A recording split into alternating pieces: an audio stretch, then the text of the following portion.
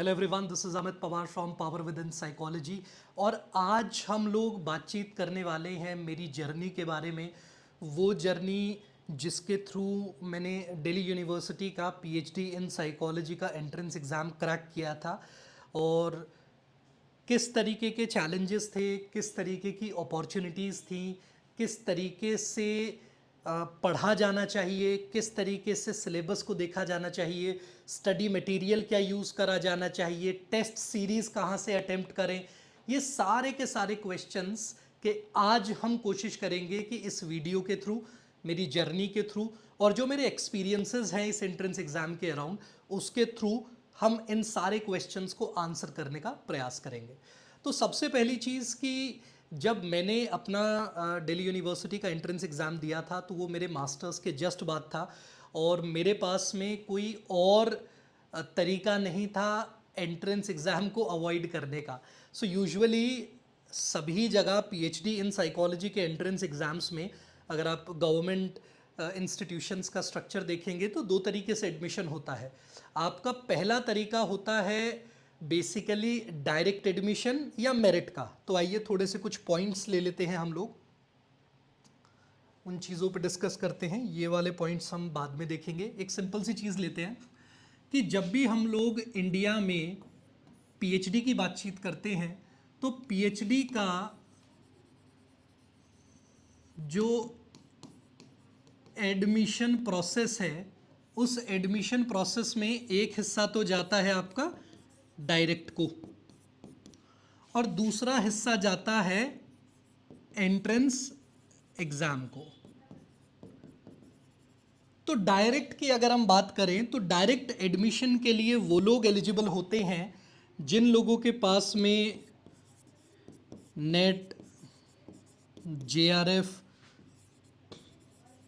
Gate, teacher fellowship etcetera, ये सारी की सारी चीज़ें होती हैं। यानी कि ऑलरेडी कोई नेशनल लेवल एग्ज़ाम आपने क्रैक किया हुआ है तो आप डायरेक्ट एडमिशन की कैटेगरी में आएंगे। आपके पास चॉइस होती है कि आप एंट्रेंस एग्ज़ाम स्किप करके डायरेक्टली इंटरव्यूज़ के लिए आ सकते हैं, आप एलिजिबल हैं। तो ये क्राइटेरिया था। लेकिन मास्टर्स जैसे ही मेरा ख़त्म होने वाला था उस टाइम पे मेरा कोई भी नेशनल लेवल इस तरीके का एंट्रेंस एग्ज़ाम क्लियर नहीं था उस टाइम पे। तो ऐसे में मुझे रास्ता लेना पड़ा एंट्रेंस एग्ज़ाम का। और डीयू का पीएचडी का entrance exam actually one of the toughest entrance exam psychology के होते हैं जो कि मैंने एक्सपीरियंस करे हैं। तो उस टाइम पे जब मैंने एंट्रेंस एग्ज़ाम दिया था तो एक नया चेंज ये आया था कि उस टाइम पे एनटीए की फॉर्मेशन हो रही थी, नेशनल टेस्टिंग एजेंसी की। तो फर्स्ट टाइम जो पूरा का पूरा स्ट्रक्चर था एग्ज़ाम का वो बदल दिया गया, जैसे इस साल दोबारा से बदला गया है। तो अब जो एंट्रेंस एग्ज़ाम दिल्ली यूनिवर्सिटी का या और कॉलेजेस का जो साथ में एनटीए करा रहा है इस बार, ये सारे के सारे एग्ज़ाम का पैटर्न, स्ट्रक्चर, सिलेबस सब बदल चुका है। ऐसे ही सेम चीज़ मेरे वाले एग्ज़ाम के टाइम पे हुई थी। और इसमें एक इम्पॉर्टेंट चीज़ निकल के आई कि जब मैंने एग्ज़ाम दिया तो एक तो जो क्वेश्चंस थे वो केवल 50 एमसीक्यूज थे विद नेगेटिव मार्किंग। और जब मैंने दिया था तो अराउंड डीयू का एग्ज़ाम अराउंड 500 लोग मतलब थे जो अपीयर करे थे एग्ज़ाम में, और 500 में से केवल मुझे लग रहा है शायद 10 या 11 लोग थे जिन्होंने एंट्रेंस एग्ज़ाम क्लियर करा था उस टाइम पे। और उसके बाद में हमारे वाले टाइम के बाद में, हमारे बैच के बाद में, उसके बाद में तो हमारे जितने लोगों ने कभी क्रैक नहीं करा एंट्रेंस एग्ज़ाम। कभी 2 बच्चों ने क्रैक करा, कभी 1 बच्चे ने क्रैक करा, ऐसा भी टाइम रहा जब किसी ने भी क्रैक नहीं करा। तो दिल्ली यूनिवर्सिटी के एंट्रेंस एग्ज़ाम का जो की पॉइंट था वो था ये नेगेटिव मार्किंग। 50 ही क्वेश्चन हैं और उसमें भी नेगेटिव मार्किंग। और अगर आप 30 या 30 से ऊपर क्वेश्चंस नहीं सही टारगेट करते हैं तो आपका चांस नहीं है एंट्रेंस एग्जाम में। प्लस एक नया क्लॉज कि 50% से अबव स्कोर होगा तभी आप इंटरव्यू के लिए एलिजिबल हैं। और तब से लेके अब तक मुश्किल से 2, 3, 1, 4 इस तरीके से बच्चे ही 50% से अबव स्कोर लेके आ रहे हैं। तो एंट्रेंस एग्जाम डीयू के पीएचडी का is one of the most challenging exam. अगली चीज, सवाल सिर्फ 50 लेकिन सिलेबस वास्ट। क्वालिटेटिव की किसी भी डेप्थ से सवाल आ रहा है, क्वांटिटेटिव का इतने ज़्यादा, मतलब जो बुक्स में स्टेटमेंट्स थी उन स्टेटमेंट्स में से सवाल निकाला गया है। मतलब बहुत ज़्यादा चैलेंजिंग क्वेश्चन पेपर मैंने एक्सपीरियंस करा था, लेकिन समहाउ वो चीज़ मैनेज हो गई। और उसका सबसे बड़ा कारण, जो आज इस वीडियो का मुद्दा भी है, उसका सबसे बड़ा कारण कि चैलेंजिंग एग्जाम होने के बाद भी मैंने एग्जाम को कैसे क्रैक करा। तो उसके लिए सबसे इंपॉर्टेंट चीज़ है कि जब भी हम लोग एग्जाम की बातचीत करते हैं, इट इज़ वेरी इंपॉर्टेंट कि हम कुछ चीज़ें ध्यान में रखें, जिसमें सबसे पहला है डिसिप्लिन। मैं जब अपने मास्टर्स में था तो डिसिप्लिन काफ़ी ज़्यादा चैलेंजिंग हो जाता था बनाना, क्योंकि अलग अलग टाइम पे क्लासेस होना, कभी क्लासेस कैंसिल होना, तो उठने का टाइम, सोने का टाइम, कॉलेज लाइफ में थे बहुत सारे चैलेंजेस इस तरीके थे कि डिसिप्लिन से तो दूर दूर तक कोई वास्ता नहीं था। लेकिन जब मेरा मास्टर्स कंप्लीट हुआ, मैंने फाइनल अपना एग्ज़ाम दिया, तो मेरी जो सुपरवाइज़र पीएचडी की हैं प्रोफेसर अलका वाजपेयी, तो मैम ने मुझे बुलाया और कहा कि डू यू नो, कोई भी एग्ज़ाम क्रैक करने के लिए सबसे ज़्यादा इंपॉर्टेंट चीज़ क्या होती है? उन्होंने कहा डिसिप्लिन। और आज के समय में डिसिप्लिन ही सबसे लैकिंग चीज़ है तुम्हारे अंदर। और जब मैम ने ये बात कही तो मुझे ये बात लग गई बहुत ज़्यादा कि मैं इतना, मतलब मुझे ऐसा लगता है कि मैं बहुत मेहनती हूँ और मैंने बहुत ज़्यादा मतलब एक्टिवली अपना मास्टर्स बिताया है डिपार्टमेंट में। तो ऐसे में डिसिप्लिन वाली बात मैम ने कहा और वो सही भी थी, वो मुझे पता था, लेकिन फिर भी वो चीज़ हिट करी। मैं घर गया, आराम से मैंने रिलैक्स किया और अगले दिन से मेरे पास जो मेरी स्टडी टेबल थी, काफ़ी बड़ी सी स्टडी टेबल थी एक, और उस पर मैंने बड़ा बड़ा सा एक मतलब जो थोड़ा हार्ड पेज आता है उसको ट्रायंगुलर शेप में बनाया, उसको उस पर डबल टेप से पेस्ट किया और उस पर बड़ा बड़ा सा लिखा डिसिप्लिन। वो, और 1.5 महीने में एग्ज़ाम था मेरा। तो वो दिन और मेरे पीएचडी का एग्ज़ाम का दिन था, उस दिन तक मैं केवल डिसिप्लिन्ड रहा। सुबह उठने का टाइम और रात को सोने का टाइम फिक्स तो नहीं था। ऐसा नहीं है कि मैंने बिल्कुल डॉट कर दिया कि मेरे को 6 बजे उठना है, 5 बजे उठना है, 4 बजे उठना है, ऐसा नहीं था। लेकिन कोशिश करनी है कि थोड़ा जल्दी उठूं, टाइम से लेटूं, और सुबह उठने के बाद क्या करूंगा, रात को सोने से पहले क्या करूंगा, ये चीज़ फिक्स कर दी थी मैंने। तो डिसिप्लिन में जब आप डिसिप्लिन्ड नहीं होते और डिसिप्लिन की तरफ मूव करना है, तो सबसे पहली चीज जो आपको चाहिए होती है वो होती है ड्राइव।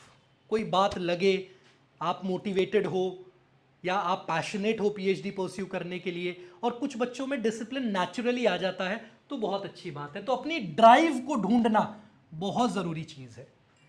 उसके बाद में डिसिप्लिन वाले पार्ट में सबसे इंपॉर्टेंट चीज होता है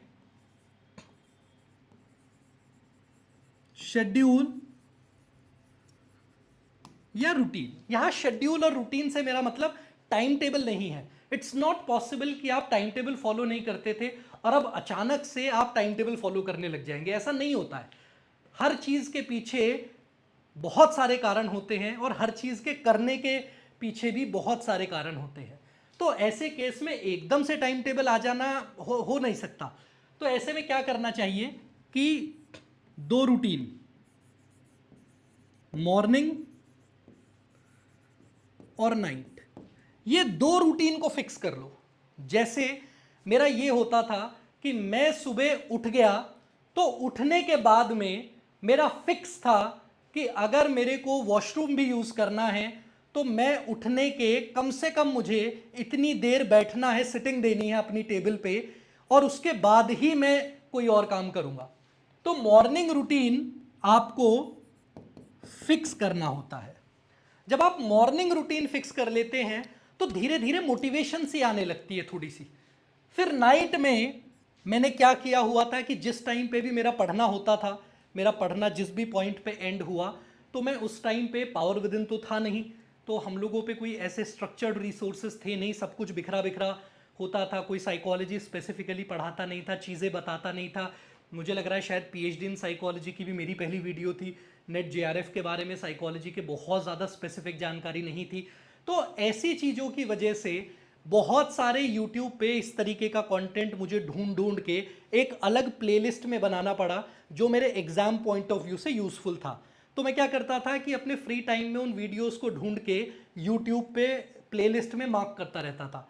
तो जैसे प्लेलिस्ट में चली गई तो रात को, क्योंकि मुझे एकदम से नींद नहीं आती थी और मुझे आदत थी कुछ ना कुछ टीवी पे देखने की, मतलब टीवी नहीं, मेरे लैपटॉप पे या मोबाइल पे मेरे को हमेशा कुछ ना कुछ चलाने की आदत थी कि भाई रात को सोने से पहले कोई मूवी लगा ली, टीवी सीरीज लगा ली और उसे देखते देखते सो गया। इस तरीके का रूटीन था। तो रूटीन, ये एकदम से इस रूटीन से लड़ूं या इस रूटीन को बदलूं, बहुत बड़ा चैलेंज हो जाएगा मेरे लिए। तो ऐसे केस में मैंने क्या करना शुरू करा, मैंने एक इंपॉर्टेंट चीज़ कर ली कि क्यों ना इस स्क्रीन टाइम को थोड़ा सा प्रोडक्टिव कर दिया जाए। तो मैंने यूट्यूब पे वीडियोस मार्क करके रख लिया करता था और उनको डाउनलोड कर लिया करता था, 2-3 वीडियो को, और कोशिश करता था कि रात को लेटते हुए मैं वो वीडियो चला के रख लूँ। अगर नहीं सोता तो तब भी काम की चीज़ देख रहा हूँ, और अगर सो गया तो बहुत ही अच्छी बात है, काम की चीज़ देखते देखते सो गया था तो सुबह उठने में आसानी रहेगी। तो ऐसे में नाइट के शेड्यूल में आपको अपना कुछ क्यूरेटेड समाधान करना होगा, क्योंकि आपसे बेहतर आपका शेड्यूल, आपका पैटर्न, आपका स्ट्रक्चर कोई नहीं जानता। आप अगर कोशिश करें कि मेरे जैसा रूटीन फॉलो कर ले, पॉसिबल नहीं है। आप अलग हैं, मैं अलग हूं। तो ऐसे केस में हम लोगों को प्रयास करना चाहिए कि हम लोगों का जो रूटीन है वो हमारे हिसाब से, या हम कौन हैं, हम कैसे हैं, उस हिसाब से क्यूरेटेड होना चाहिए। तो ये एक इस तरीके की चीज़ मैंने स्टार्ट करी, जिससे थोड़ा थोड़ा मेरे को सिस्टम मिलने लगा। अब जब मैं पढ़ने बैठता था, एक और समस्या आती थी मेरे पास में, सिलेबस, सिलेबस के बाद में रिसोर्सेज, रिसोर्सेज में आपकी बुक्स आ गई, रिसोर्सेज में आपकी टेस्ट सीरीज आ गई। तो ये सबसे बड़ी समस्या थी उस टाइम पे। आज के टाइम में जो पीएचडी का अभी जो रिसेंटली एग्जाम होने वाला है, उसका पूरा का पूरा सिलेबस आपका नेट जेआरएफ पेपर 2 साइकोलॉजी का है। तो आपको अगर बुक या रिसोर्स उसके लिए चाहिए, तो हम लोगों की जो नेट जेआरएफ की बुक है, जिसका लिंक मैं यहाँ पे आपको दे दूंगा आई बटन में, उस लिंक से आप थोड़ा सा बुक को चेकआउट कर सकते हैं। अमेजोन पे चेकआउट करिए बुक को, रिव्यूज़ देखिए, उसके कंटेंट देखिए। अभी वो पिछले महीने अगस्त में रिलीज़ हुई है 3rd एडिशन किताब का, तो आप उसको चेक करिए। वो आपको बहुत ज़्यादा मदद करेगी आपके पीएचडी इन साइकोलॉजी के एंट्रेंस एग्जाम के लिए, जिसमें इस बार 4 यूनिवर्सिटीज़ मिलके पार्टिसिपेट कर रही हैं और एनटीए के अंडर ये एग्ज़ाम कंडक्ट किया जा रहा है, जिसके अंदर आपका बनारस हिंदू यूनिवर्सिटी, आपका जवाहरलाल नेहरू यूनिवर्सिटी, दिल्ली यूनिवर्सिटी और बाबा साहेब भीमराव अंबेडकर यूनिवर्सिटी लखनऊ, ये सारी की सारी यूनिवर्सिटीज़ का एक एंट्रेंस एग्जाम होगा एनटीए के अंडर। उसमें सिलेबस उनका 100 क्वेश्चंस आएंगे। आपका वही बेसिक पेपर 2 साइकोलॉजी का सिलेबस है, 50 क्वेश्चन रिसर्च के, 50 क्वेश्चन सब्जेक्ट के। तो ये क्वेश्चंस का आपका पैटर्न है, ये आएंगे। तो उसके लिए अब तो रिसोर्स आपको पता है कि आप हमारी बुक ले लीजिए और उससे आपका काम बन जाएगा, लेकिन हमारे टाइम पे ये रिसोर्स नहीं था। तो ऐसे टाइम पे कहाँ से अब सिलेबस का कंटेंट इकट्ठा करें? तो पहले तो डीयू का ऑफिशियल सिलेबस ढूंढना ही मेरे लिए बहुत बड़ा चैलेंज था, क्योंकि ऑफिशियली ऐसे बुलेटिन में रिलीज़ नहीं किया जाता था। तो फाइनली मैंने ढूंढ ढांड के देखा, तो बहुत टाइम बाद डीयू ने एक सिलेबस रिलीज़ करा, बहुत ही जनरल सिलेबस, जिसके अंदर सब कुछ था जो आप बैचलर्स मास्टर्स में पढ़ सकते हो, वो सारी चीज़ें उसके अंदर मेंशन थी। तो पता चला कि सिलेबस का तो कोई खास काम नहीं है, बेसिकली सब कुछ पढ़ना है। तो मैंने स्टार्ट किया रिसर्च से। रिसर्च में क्वालिटेटिव क्वांटिटेटिव सब कुछ डिटेल में करा, और उसके बाद में नेट के सिलेबस से मैंने पूरी की पूरी तैयारी करी पीएचडी इन साइकोलॉजी की। तो रिसोर्सेज में बुक्स, तो आज के समय पे आप हम लोगों की पावर विद इन साइकोलॉजी की बुक चेकआउट कर सकते हैं, और सेम हमारी टेस्ट सीरीज भी आप चेकआउट कर सकते हैं, क्योंकि अब सिलेबस दोनों का सेम हो चुका है। ये बच्चों के लिए बहुत बेनिफिशियल चीज़ है। तो उस टाइम पे अगली सबसे बड़ी चैलेंज थी टेस्ट सीरीज। तो जो उस समय पे बुक्स अवेलेबल हुआ करती थी, जिन बुक्स में क्वेश्चंस क्यूरेटेड तो नहीं थे पर अवेलेबल थे, टॉपिक्स के, तो वो क्वेश्चन से मैं टेस्ट लगाया करता था। और मेरा सिंपल सा पैटर्न था कि जब तक मैं सिलेबस पढ़ूंगा नहीं, क्वेश्चन लगाना मुझे नहीं आएगा। तो मैं यूनिट्स करता था, यूनिट खत्म करने के बाद क्वेश्चन लगाता था और दूसरी यूनिट करता रहता था। तो मेरा स्ट्रक्चर क्या था यूजुअली, मान लो मैंने एक यूनिट करी, यूनिट 1 ये कंप्लीट हो गई, तो मैं यूनिट 2 स्टार्ट कर दिया करता था और इस यूनिट के पैरेलल में यूनिट 1 के एमसीक्यूज क्वेश्चंस लगाता रहता था। मेरे को एक बहुत इंपॉर्टेंट चीज एक साथी ने बताई, कहा कि कोई भी एग्जाम क्रैक करने के लिए, मतलब बुक्स तो बहुत है, कितना पढ़ोगे आप, तो उसके लिए सबसे बढ़िया तरीका है क्वेश्चंस। क्वेश्चंस अटेम्प्ट करते रहो, क्वेश्चंस लगाते रहो, जहां से मिले, जिस भी टॉपिक के मिले, बस साइकोलॉजी के और सिलेबस के अंडर वो टॉपिक होना चाहिए, उसके क्वेश्चंस लगाइए आप। उससे क्या होगा कि आपकी समझ बनेगी कि टॉपिक्स को, कॉन्सेप्ट्स को देखना कैसे, ऑब्जेक्टिवली कैसे परस्यू करना है, एमसीक्यू पॉइंट ऑफ व्यू से कैसे देखना है। क्योंकि हम लोगों की आदत थी मास्टर्स में डिटेल में लेंदी लेंदी आंसर्स लिखने की, ऐसे टाइप, बैचलर्स में भी वैसे ही किया था। तो ये सारी की सारी चीजें चैलेंज बन जाती हैं एमसीक्यूज आंसर करते हुए।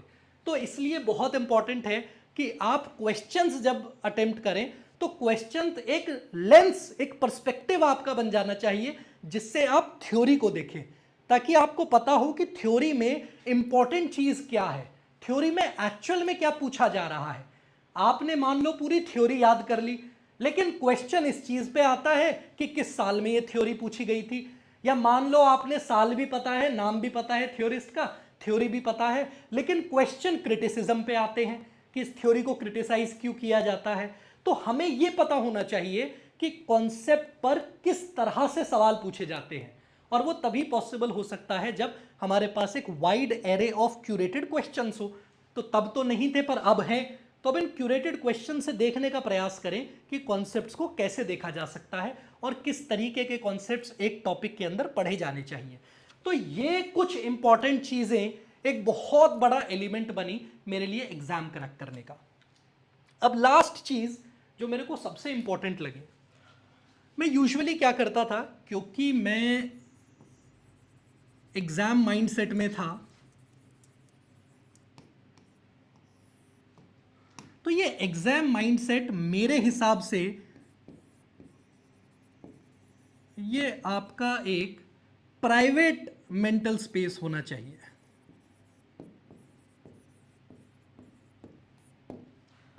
प्राइवेट मेंटल स्पेस से क्या मतलब है मेरा, कि ऐसा नहीं होना चाहिए कि पूरी दुनिया को पता है कि तुम एग्जाम की तैयारी कर रहे हो, ऐसे कर रहे हो, वैसे कर रहे हो।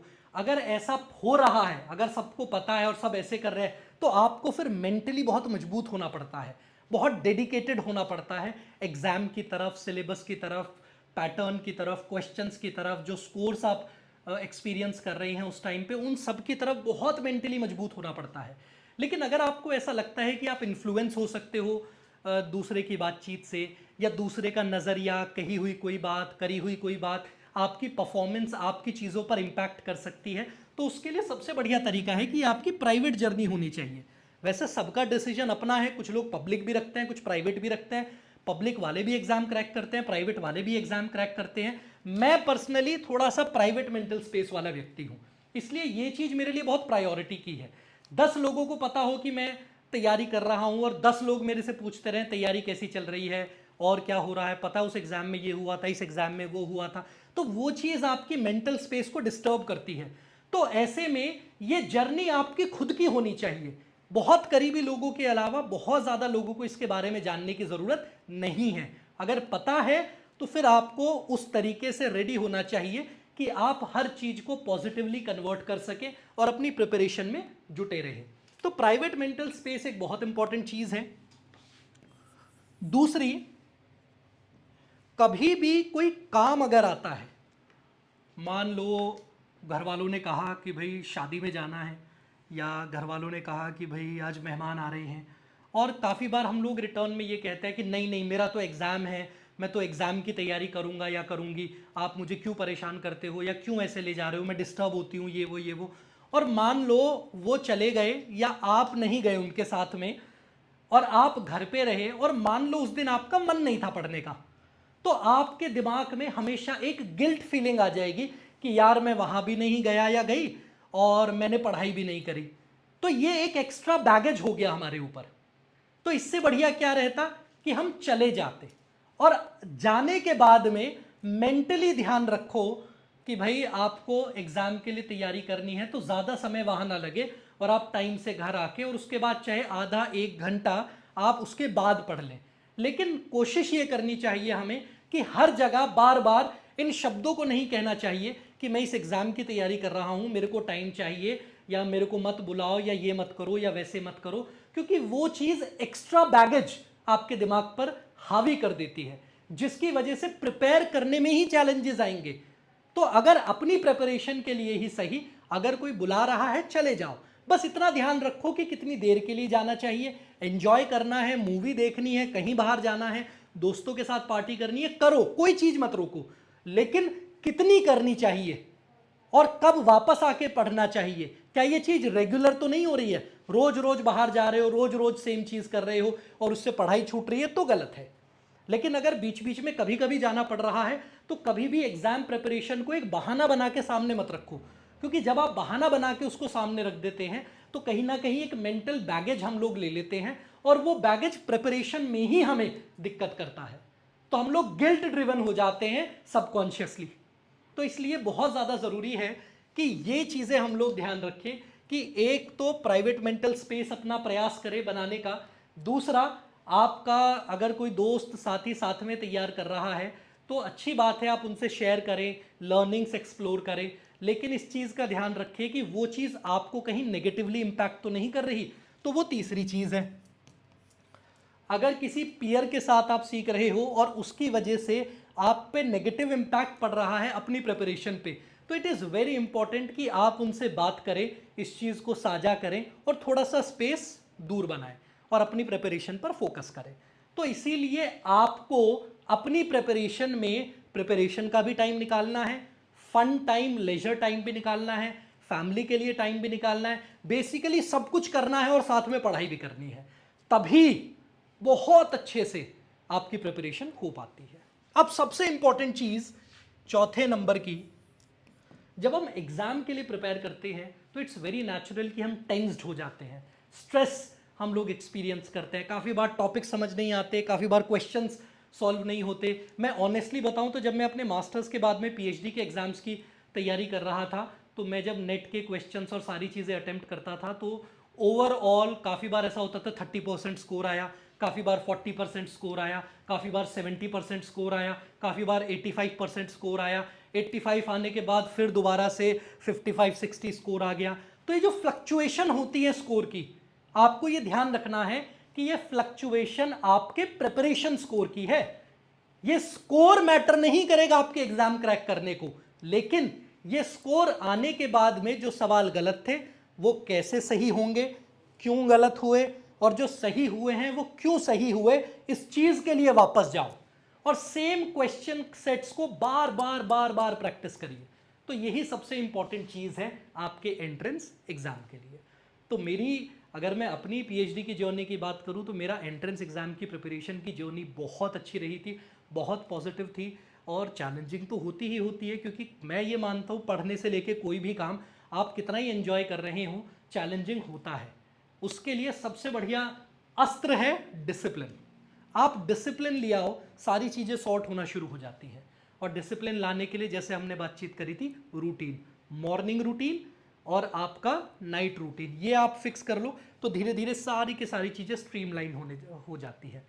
अगली चीज़, प्रेशर मत लो। किसी दिन नहीं हो पा रहा, चिल है, किसी दिन हो पा रहा है, चिल है, हो रहा है तो ओवरवेल्म मत हो, नहीं हो रहा तो भी ओवरवेल्म मत हो।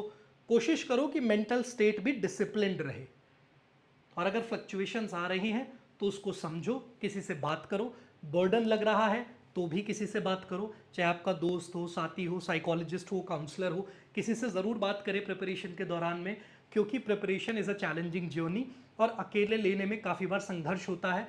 तो किसी से भी बात ज़रूर करते रहें। तो ये पूरा का पूरा एक स्ट्रक्चर था मेरी जर्नी का, मेरी प्रिपरेशन का, एंट्रेंस एग्ज़ाम का। और इसके साथ साथ हम लोग और वीडियोस के अंदर बातचीत करेंगे आगे की जर्नी के बारे में, प्लस जो अब के एंट्रेंस एग्जाम्स हैं उनसे रिलेटेड चीज़ें भी हम लोग डिस्कस करेंगे। तो ये मेरी जर्नी थी। आई होप ये जर्नी आपको यूज़फुल लगी हो, मीनिंगफुल लगे और आपकी प्रिपरेशन में आपकी ये जर्नी मदद करे। So thank you so much everyone, thank you.